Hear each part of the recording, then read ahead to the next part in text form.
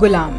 गुलाम उन लोगों को कहते हैं जिन्हें दौलत देकर खरीदा जाता है और फिर जिंदगी भर उनसे मनचाहा काम लिया जाता है। मगर कई गुलाम ऐसे भी हुए जो उसे खरीदने वाले राजा या अमीर के इतने करीब आ गए कि एक बादशाह के बराबर रुतबा पा बैठे। आज हम ऐसे ही कुछ गुलामों के बारे में जानेंगे जो अपने मालिक की मेहरबानी की बदौलत जर्रे से आसमान तक पहुंच गए। मलिक अंबर। मलिक अंबर इथोपिया का गुलाम था जिसे अहमदनगर के सुल्तान के वजीर चंगेज खान ने खरीदा।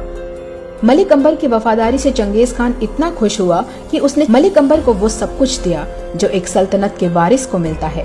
बाद में अंबर मलिक मुगलों की नजर में आया और मुगलों ने उसे अपना जनरल तक बना दिया। कुतुबुद्दीन ऐबक मोहम्मद गोरी द्वारा खरीदा गया गुलाम था। कुतुबुद्दीन की कुत्तों से भी ज्यादा वफादारी के कारण गोरी ने पहले इसे अपना सैन्य सहायक बनाया और फिर दिल्ली का सुल्तान तक बना डाला। गुलाम वंश की नींव कुतुबुद्दीन ने ही डाली। दिल्ली के कुतुब मीनार का नाम इसी से है। मलिक काफूर। मलिक काफूर अलाउद्दीन खिलजी का गुलाम था।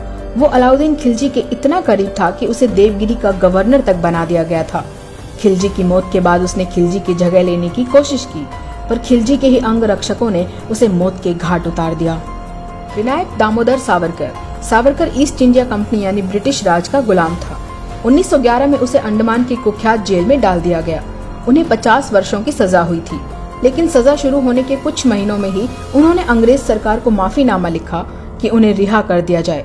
उन्होंने अंग्रेजों से यह वादा किया कि यदि मुझे छोड़ दिया जाए तो मैं भारत के स्वतंत्रता संग्राम से खुद को अलग कर लूंगा और ब्रिटिश सरकार के प्रति अपनी वफादारी निभाऊंगा। अंडमान जेल से छूटने के बाद उन्होंने ये वादा निभाया भी और जिंदगी भर अंग्रेजों के गुलाम मुखबिर बनकर रहे। और अब आते हैं आधुनिक भारत के सबसे ताजे और कुख्यात गुलाम यानी नरेंद्र मोदी की ओर। नरेंद्र मोदी हिंदुस्तान के सबसे बड़े पूंजीपतियों अडानी अंबानी के गुलाम हैं। इन पूंजीपतियों ने मोदी को आरएसएस से खरीदा है, जो कि पिछड़ी मानसिकता वाले लोगों को गुलाम बनाने में माहिर संगठन है। अडानी अंबानी ने गुलाम नरेंद्र मोदी की निर्ममता भरी वफादारी और झूठे भाषण देकर जनता को बरगलाने की प्रतिभा को पहचाना और उसे भारत का सबसे ताकतवर आदमी बनाने की पेशकश की। बदले में गुलाम मोदी को कैसे भी करके उन्हें भारत का सबसे दौलतमंद रईस बनाना था।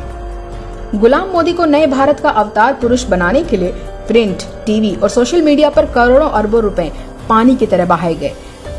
जनता को दिखाया गया कि यही वो व्यक्ति है जो भारत को अमेरिका से बड़ी सुपर पावर बना सकता है। नतीजतन इन पूंजीपतियों ने अपने धन बल से अपने गुलाम मोदी को पहले तो गुजरात का सीएम बनाया और फिर भारत का पीएम तक बनवा दिया।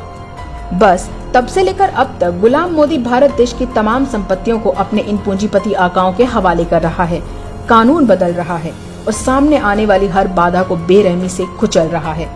तो अब आप समझ ही गए होंगे कि देश क्यों बर्बाद हो रहा है, हम फिर से गुलामी के दलदल की ओर क्यों धकेले जा रहे हैं, क्यों देश की हर संपत्ति बेची जा रही है, क्योंकि देश पर एक राष्ट्रभक्त नहीं एक गुलाम राज कर रहा है।